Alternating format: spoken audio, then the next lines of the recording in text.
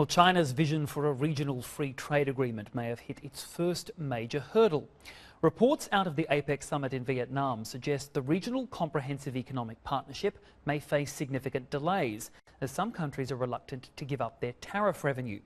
According to Reuters, India's position was the most difficult during ministerial talks today.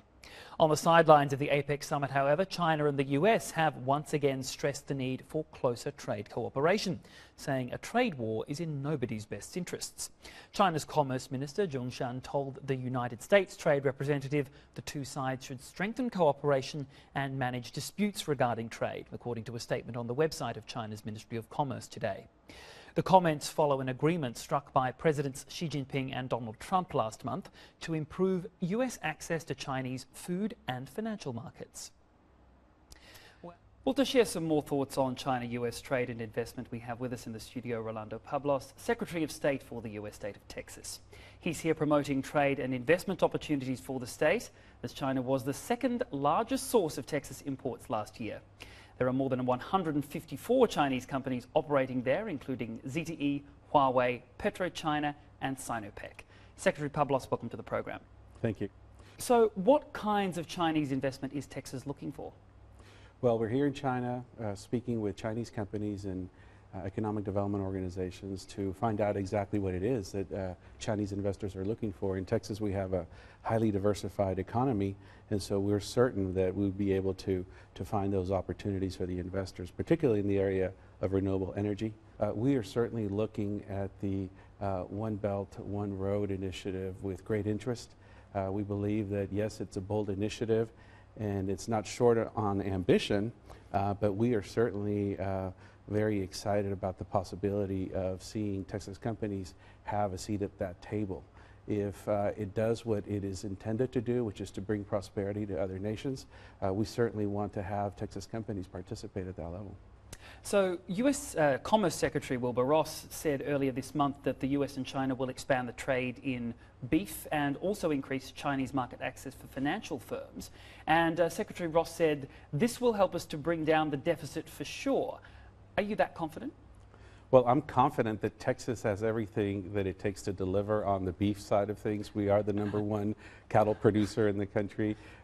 He also mentioned liquefied natural gas. And so natural gas is also part of that formula, and Texas is #1 in that arena. And so we're very excited about those comments.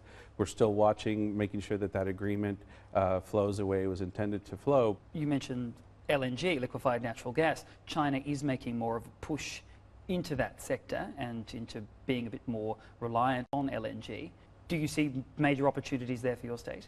Definitely. I think the trade of LNG with China can certainly become a very important aspect of our trade relationship, and I certainly look forward to ensuring that that happens.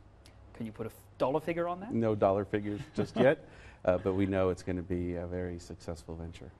Now, on May 12, Mexico said that an upcoming visit by Mexican officials to China showed that Latin America's second largest economy has other places to export if the Trump government tears up the NAFTA trade agreement. Texas is also very close to Mexico.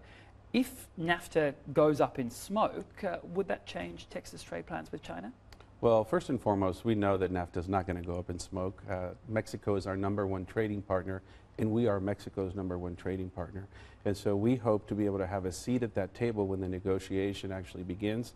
The process has already started, but we are very confident that we'll continue to have the excellent relationship with Mexico.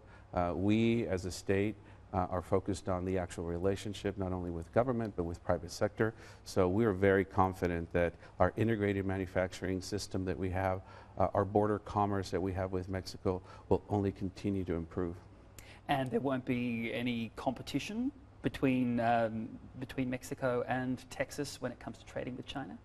Well, being that we do have an integrated manufacturing system, we see a form of competition that involves a lot of cooperation and collaboration as well. And so we see that as being a healthy environment that will only benefit all involved.